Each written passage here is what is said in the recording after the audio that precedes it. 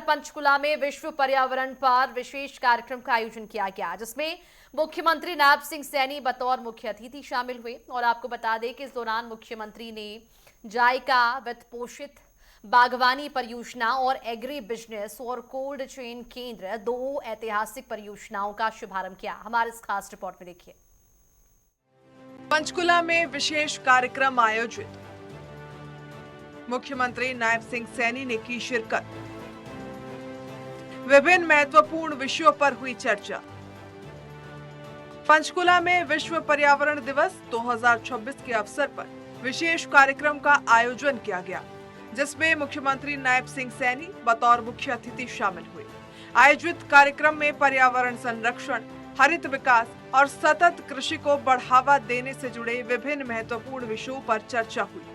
हरियाणा तो वो भूमि है जिसने इस देश को हरित क्रांति दी है। मुझे खुशी है कि आज हमारे किसान ने अपने पसीने से, अपनी मेहनत से पूरे देश का आज पेट भरा है। साथियों, लेकिन अब समय बदल गया है, हम सब जानते हैं। और बदलते समय के साथ साथियों, हमें भी आज बदलने की आवश्यकता है। साथियों, आज चुनौतियां नई हैं, हम सब जानते हैं। ज्यों-ज्यों बड़ी गति से समय बदलता है, हमारे सामने नई नई चुनौतियां वो भी आती हैं। साथियों, जलवायु परिवर्तन, भूजल स्तर, हम देख रहे हैं कि हमारा भूजल स्तर भी कितना नीचे चला गया है। जलवायु परिवर्तन की अगर बात करें साथियों, बरसात कई बार इतनी ज्यादा गिर जाती है कि स्थिति खराब हो जाती है। कई बार बरसात इतनी कम पड़ती है कि किसान को दिक्कत हो जाती है। ये हमारे सामने ये नई नई चुनौतियां वो साथियों खड़ी हैं। और साथियों, ये सब हमें यह सोचने पर मजबूर कर रहे हैं कि गेहूं धान के परंपरागत चक्कर को से आगे निकल करके साथियों हमें जाना चाहिए। इस बात को आज सोचने की आवश्यकता है, आज इस पर विचार करने की आवश्यकता है। साथियों, हमारा मानना है कि हमें जाना चाहिए।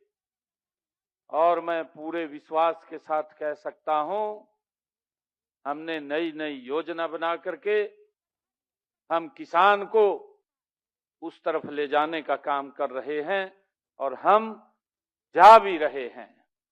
साथियों, हरियाणा कई जिले जल भराव और सेम की गंभीर समस्या से जूझ रहे हैं, वो भी हम देख रहे हैं, जिसके कारण मेरे किसान की उपजाऊ भूमि बंजर होती जा रही है। इस समस्या के समाधान के लिए भी साथियों हमने बायो ड्रेनेज तकनीक का उपयोग करते हुए इस वर्ष किसानों की 1000 हेक्टेयर जल भराव वाली भूमि साथियों उस पर पौधारोपण करके उसे कृषि योग्य बनाएंगे।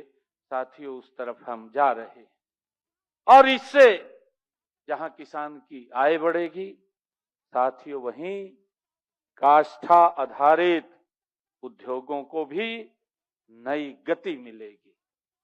साथियों, हम सब जानते हैं कि जल, कहा भी है कि जल ही जीवन है।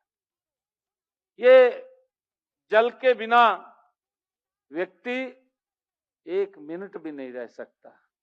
और साथियों, जल ये प्रकृति का स्रोत है। दो ऐतिहासिक परियोजनाओं का शुभारंभ।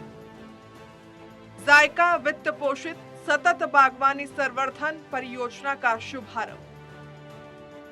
हरियाणा एग्री बिजनेस और कोल्ड चेन केंद्र का शिलान्यास। ये दोनों ऐतिहासिक पहले हरियाणा की कृषि व्यवस्था को नई दिशा देंगे। हरियाणा को बागवानी, एग्री बिजनेस, कोल्ड चेन, खाद्य प्रसंस्करण और कृषि निर्यात के क्षेत्र में देश का अग्रणी राज्य बनाना सरकार का लक्ष्य है।